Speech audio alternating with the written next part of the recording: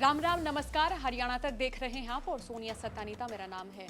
गोपाल कांडा हरियाणा की सियासत के वो नेता जिनकी जिंदगी बिल्कुल फिल्म की तरह है, जिनके जीवन के हर एक किस्से, हर एक मोड़ और हर एक साल में कुछ न कुछ चौंकाने वाला जरूर मिलता है। ऐसा लगता है कि जैसे किसी फिल्म की कहानी पढ़ रहे हों या कोई फिल्म देख रहे हों और ऐसा कि कुछ न कुछ जरूर होने वाला है, कुछ न कुछ जरूर सस्पेंस हमें मिलने वाला है। तो गोपाल कांडा की पूरी स्टोरी में क्या कुछ है जानने के लिए लौटते हैं 90 के दौर में, जब हरियाणा के छोटे से शहर सिरसा में तब गोपाल गोयल कांडा की रेडियो रिपेयर की एक छोटी सी दुकान थी जिसका नाम था जुपिटर म्यूजिक होम। इस दुकान से महीने में बामुश्किल कुछ 100 या कुछ हजार रुपए की आमदनी होती थी। दुकान पर काम करते करते गोपाल कांडा की नजरें गड़ी आसमान में हवाई जहाज पर, लेकिन रेडियो रिपेयर की एक छोटी सी मामूली सी दुकान से हवाई जहाज और आसमान दोनों काफी दूर थे। तो कुछ समय बाद ही गोपाल कांडा ने अपने जुपिटर म्यूजिक होम पर ताला लगा दिया था और अपने भाई गोविंद कांडा के साथ मिलकर एक नया काम करना शुरू किया था।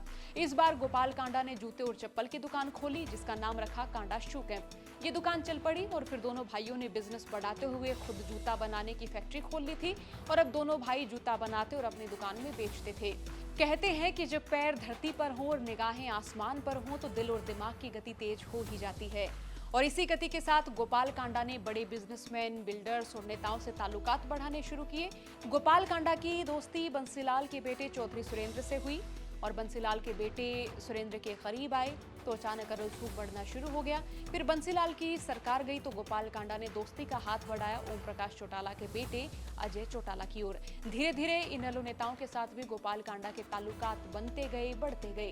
कहते हैं किसी दौरान एक IAS ऑफिसर सिरसा में आए थे और उन्हीं ऑफिसर से ताल्लुकात के चलते गोपाल कांडा ने अपने व्यापार का दायरा और ज्यादा बढ़ाना शुरू कर दिया था। फिर तभी उन ऑफिसर साहब का ट्रांसफर गुरुग्राम हो गया था और गुरुग्राम की शक्ल बदलने का फैसला तब तक हो चुका था। इसी फैसले के साथ ही गुरुग्राम की जमीन सोना हो गई थी और जमीन वालों की चांदी। हरियाणा अर्बन डेवलपमेंट अथॉरिटी यानी हुड्डा गुरुग्राम का सबसे बड़ा जमींदार उस समय बन चुका था और कांडा के करीबी वो IAS ऑफिसर हुड्डा के बहुत बड़े ऑफिसर बन चुके थे। कांडा की किस्मत का दरवाजा अब पूरी तरह से खुलने जा रहा था। लिहाजा सिरसा से गोपाल कांडा ने अपना स्कूटर उठाया और सीधे गुरुग्राम पहुंच गए। यहाँ जमीन उस समय सोना तो उगल ही रही थी और यहाँ गोपाल कांडा की किस्मत भी बदलने वाली थी और लगा लें कि किस्मत बदल ही रही थी। धीरे धीरे वक्त बीतता है और फिर साल 2007 में अचानक एक खबर ने पूरे सिरसा समेत पूरे सूबे को चौंका दिया था। गोपाल कांडा ने अपने वकील पिता मुरलीधर लखराम के नाम पर MDLR नाम की एयरलाइंस कंपनी शुरू कर दी थी, पर MDLR एयरलाइंस के बही खाते में सही गलत के हिसाब किताब इतने खराब थे कि कांडा के हवाई सपने हवा हो गए। मुश्किल से 2 साल चलने के बाद हवाई जहाज जमीन पर था और खुद कांडा नई जमीन की तलाश में थे। फिर गोपाल कांडा ने hotel, casino, property dealing, school, college और यहाँ तक कि एक लोकल न्यूज चैनल में हाथ आजमाया और खूब कमाया। पर इन सब के बीच सिरसा की सियासत पर हमेशा गोपाल कांडा की नजरें गड़ी रही और ये निगाहें आज भी गड़ी हुई हैं। गोपाल कांडा के राजनीतिक करियर की शुरुआत साल 2009 से होती है।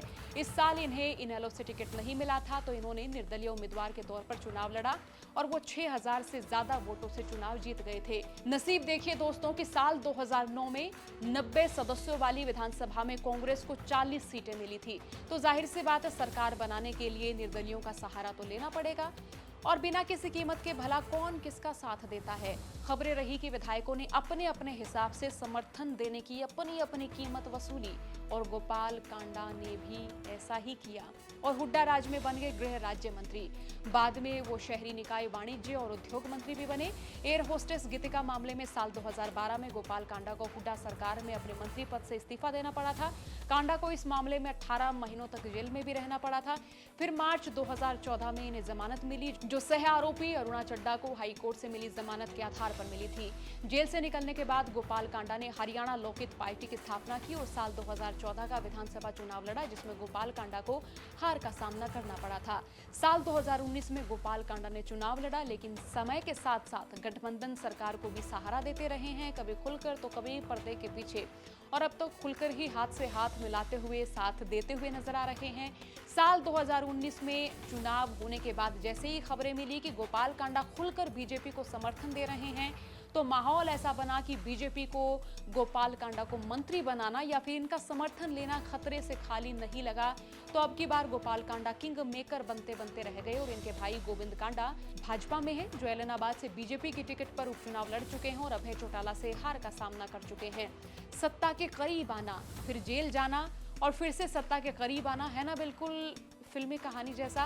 बहरहाल अब गीतिका मामले में तो गोपाल कांडा को बरी कर दिया गया है, लेकिन इस बाबत भी कई सारे सवाल हैं जिनका जवाब मिलना भी काफी मुश्किल है। लेकिन सवाल भविष्य के गर्भ में है कि उनका जवाब मिलेगा या वो सवाल दोबारा उठेंगे या नहीं उठेंगे।